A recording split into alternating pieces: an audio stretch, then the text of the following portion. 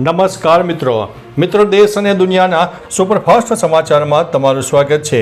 ભારત અને ચીન વચ્ચે સીધી ફ્લાઇટ ફરીથી શરૂ કરવા માટે કરાર થયો છે। વિદેશ મંત્રાલયે ગુરુવારે સત્તાવાર રીતે જાહેરાત કરી છે। બંને દેશો વચ્ચે વાણિજ્યિક ફ્લાઇટ ફરીથી શરૂ કરવી એ એરલાઇન્સની મંજૂરી અને તમામ ઓપરેશનલ નિયમોનું પાલન કરવાને આધીન રહેશે।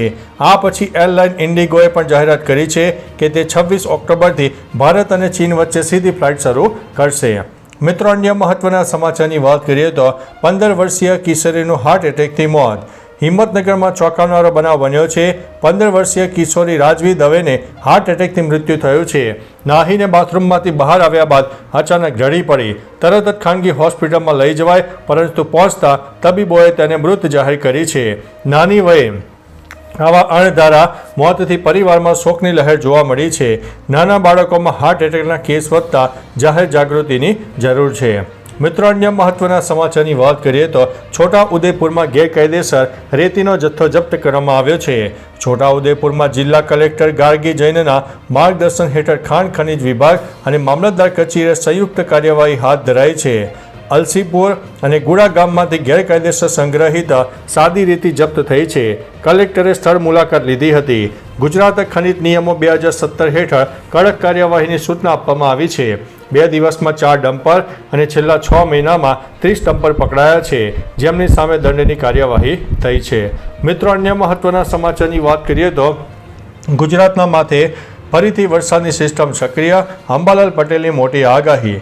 અંબાલાલ પટેલની આગાહી અનુસાર 10 થી 13 ઓક્ટોબર હવામાનમાં પલટો આવી શકે છે।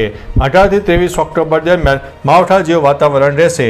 બંગાળના ઉપસાગરમાં નવી સિસ્ટમ સક્રિય થતાં ફરીથી વરસાદનો રાઉન્ડની સંભાવના છે। નવેમ્બરમાં દક્ષિણમાં ભારે વરસાદથી ગુજરાતના હવામાનમાં બદલાવ આવે તેવી શક્યતા છે। ખેડૂતોએ વરસાદને જોતા પૂર્વ તૈયારી રાખવા માટે અંબાલાલ પટેલે સલાહ આપી છે। મિત્રો, અન્ય મહત્વના સમાચારની વાત કરીએ તો દર્શનેથી પરત ફરતા જ ભાગ્ય ચમકી ગયું। મધ્યપ્રદેશના પન્નાખેરા માતાના દર્શન કરીને પરત ફરી રહેલા મજૂર ગોવિંદસિંહને રસ્તા કિનારેથી 4.04 કેરેટનો કિંમતી હીરો મળ્યો। આ હીરાની કિંમત અંદાજિત 20 લાખ આંકવામાં આવી છે। શાકભાજીની ખેતી અને મજૂરી કરતા ગોવિંદસિંહે આ હીરા કાર્યાલયમાં જમા કરાવ્યો છે। આગામી હરાજીમાંથી મળતાની રકમમાંથી રોયલ્ટી કાપીને બાકીના પૈસા તેમને મળશે, જેમાંથી તેઓ પોતાનું મકાન અને ટ્રેક્ટર ખરીદવાનું સ્વપ્ન પૂરું કરશે। મિત્રો, અન્ય મહત્વના સમાચારની વાત કરીએ તો 30 કલાકની જહેમત બાદ પાનમ ડેમનું લીકેજ બંધ। પંચમહાલના પાનમ ડેમમાં ગેટ નંબર 2ના રબર સીલને નુકસાન થતાં બુધવારે પાણીનું લીકેજ શરૂ થયું હતું। ડેમના સિવિલ અને મિકેનિકલ વિભાગના ઇજનેરોએ 30 કલાકની અવિરત જહેમતથી સ્ટોપ લોક ગેટ લગાવીને લીકેજ બંધ કર્યું હતું। આ ડેમ પંચમહાલ અને મહીસાગર જિલ્લામાં પાણી પુરવઠા માટે મહત્વનું છે। સ્થાનિકોએ રાહતનો શ્વાસ લીધો છે, કારણ કે લીકેજથી પાણીની અછતની ચિંતા વધતી હતી। મિત્રો, અન્ય મહત્વના સમાચારની વાત કરીએ તો બદ્રીનાથ ધામના કપાટ 25 નવેમ્બર બંધ થશે। ઉત્તરાખંડના 4 ધામના બદ્રીનાથ ધામના કપાટ શિયાળા માટે 25 નવેમ્બર 2025ના રોજ બપોરે 2:56 બંધ થશે, જે વિજયાદશમીએ પરંપરાગત પૂજા બાદ નક્કી થયું છે। કેદારનાથ યમુનોત્રી ધામ 23 ઓક્ટોબરે, જ્યારે ગંગોત્રી ધામ દિવાળીના બીજા દિવસે બંધ થશે। ભારે હિમવર્ષાને કારણે દર વર્ષે આ ધામોના કપાટ બંધ કરાય છે। મિત્રો, અન્ય મહત્વના સમાચારની વાત કરીએ તો 40 લાખનો હાથી ચોરીને 27 લાખમાં વેચ્યો। ઝારખંડના પલામુ જિલ્લામાંથી એક ચોંકાવનારો કિસ્સો સામે આવ્યો છે, જ્યાં ચોરોએ 40 લાખની એક હાથીણીની ચોરી કરી બાદમાં આ હાથીણીને બિહાર લઈ જઈને 27 લાખમાં વેચી દીધી। હાથીણીના માલિક નરેન્દ્રની ફરિયાદ બાદ ઝારખંડ અને બિહાર પોલીસે સંયુક્ત ઓપરેશન કરીને હાથીણીને બચાવી લીધી છે અને રેસ્ક્યુ કર્યું છે। પોલીસે જણાવ્યું કે આ મામલે હજુ સુધી કોઈ ધરપકડ કરવામાં આવી નથી, પરંતુ ચોરોને પકડવા માટે કાર્યવાહી ચાલુ છે। મિત્રો, અન્ય મહત્વના સમાચારની વાત કરીએ તો આર્મી ચીફે કચ્છ વહીવટીતંત્રની કામગીરીને બિરદાવી છે। આર્મી ચીફ જનરલ ઉપેન્દ્ર દ્વિવેદીએ ઓપરેશન સિંદૂર દરમિયાન કચ્છ જિલ્લા વહીવટીતંત્રની ઉત્કૃષ્ટ કામગીરીની પ્રશંસા કરી છે। કલેક્ટર આનંદ પટેલ અને પોલીસ અધિક્ષક વિકાસ સુંડાએ અભિનંદન પાઠવીને ટીમ વર્કની સરાહના કરી છે। સેના, આઈએએફ અને બીએસએફ સાથે સંયુક્ત કાર્યવાહીમાં કચ્છ વહીવટીતંત્રે પૂર્ણ સહભાગી આપી છે। પશ્ચિમી સરહદ પર દુશ્મની ગતિવિધિઓ રોકી હતી। મિત્રો, અન્ય મહત્વના સમાચારની વાત કરીએ તો ભારત રશિયા સંબંધ પર લટકતી તલવાર। પાકિસ્તાનનું JF-17 ફાઇટર જેટ જે રશિયન RD-93 MA એન્જિન ઉપર આધારિત છે તેને લઈને ભારત રશિયા વચ્ચે વિવાદની શક્યતા છે. ભારતે રશિયાને આ એન્જિનનો સપ્લાય પાકિસ્તાનને ન કરવા અપીલ કરી છે, પરંતુ તાજેતરના અહેવાલો મુજબ રશિયાએ ભારત વાધાઓને અવગણીને સપ્લાય ચાલુ રાખવાનો નિર્ણય કર્યો છે. JF-17 પાકિસ્તાન વાયુસેનાનો આધારસ્તંભ છે અને તે ચીનની મદદથી બનાવવામાં આવે છે.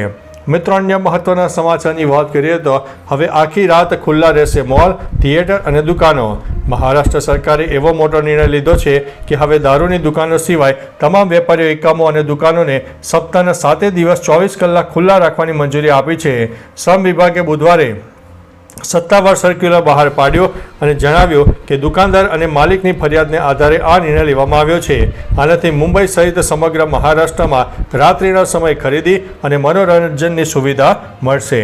મિત્રો, અન્ય મહત્વના સમાચારની વાત કરીએ તો સાયલા કોર્ટે પરિસરમાં મારામારીની ઘટના બની. સાયલા કોર્ટના રૂમમાં 2 વકીલો વચ્ચે બોલાચાલી બાદ હરેશ જોગરાણાએ મુકેશભાઈ જાની પર હુમલો કર્યો, જેથી કોર્ટ પરિસરમાં ચકચાર મચી ગઈ. અસીલની અરજી નામંજૂર થતાં જોગરાણાએ હુમલો કર્યો હતો. ઈજાગ્રસ્ત જાનીને ઈજા પહોંચી હતી અને શ્વાસની તકલીફને કારણે સાયલા સરકારી હોસ્પિટલ અને પછી સુરેન્દ્રનગર ખસેડાયા હતા. હુમલાખોર જોગરાણાની પોલીસે અટકાયત કરી છે. અન્ય વકીલોએ બંને છૂટા પાડ્યા હતા. મિત્રો, અન્ય મહત્વના સમાચારની વાત કરીએ તો ફ્રાન્સમાં રાષ્ટ્રવ્યાપી હડતાલ, એફિલ ટાવર બંધ. ફ્રાન્સમાં દેશવ્યાપી હડતાલ અને સરકાર વિરોધી પ્રદર્શનને કારણે એફિલ ટાવરને બંધ કરી દેવામાં આવ્યો. તાજેતરમાં પેરિસની સડકો પર લગભગ 85,000 લોકો સહિત ફ્રાન્સના 200થી વધુ શહેરોમાં નાગરિકોએ મોટા વિરોધ પ્રદર્શન કર્યા છે. પ્રદર્શનકારીઓ સરકારની ખર્ચ ઘટાડવાની નીતિ, સામાજિક કલ્યાણ યોજનાઓમાં કાપ અને અમીરો પર વધુ ટેક્સ લગાવવાની નીતિનો વિરોધ કરી રહ્યા છે. મિત્રો, અન્ય મહત્વના સમાચારની વાત કરીએ તો ભારત કોઈની સામે ઝૂકશે નહીં. રશિયાના રાષ્ટ્રપતિ પુતિને અમેરિકાને ચેતવણી આપી છે કે ભારત પર રશિયન તેલ ન ખરીદવા માટે દબાણ ન કરે. સોચીમાં વલદાય ડિક્સન ગ્રુપમાં પુતિને કહ્યું છે કે ભારત પોતાના નેતૃત્વના નિર્ણયો પર ધ્યાન આપે છે અને ક્યારેય અપમાનજનક સ્થિતિ સ્વીકારશે નહીં. તેમણે PM મોદીને ટેકો આપતા કહ્યું છે કે હું પ્રધાનમંત્રી મોદીને જાણું છું, તેઓ કોઈ પગલું નહીં ભરે. પુતિને કહ્યું છે કે ટ્રમ્પ દ્વારા લાદવામાં આવેલા ટેરિફ નિષ્ફળ જશે. તો ચાલો મિત્રો, ફરીથી દેશ અને દુનિયાના સુપરફાસ્ટ સમાચાર લઈને મળતા રહીશો. ત્યાં સુધી અમને રજા આપશો. નમસ્તે.